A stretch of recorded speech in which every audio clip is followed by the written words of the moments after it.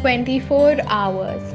You be a beggar or a great monarch, renowned intellectual or a pious sage. You be in youth or you in old age, an insect you may be or a high soaring lark. God, the great owner, is the impartial one. He has no favorite, partially excused, so without fail he every day renews, and 24 hours denies to none. You use them as you wish or as you may, in sacred service or narcotic haste, in laziness or in creature blaze. He takes no notice, gives them every day. But just remember, listen, take account that every moment in the end does count.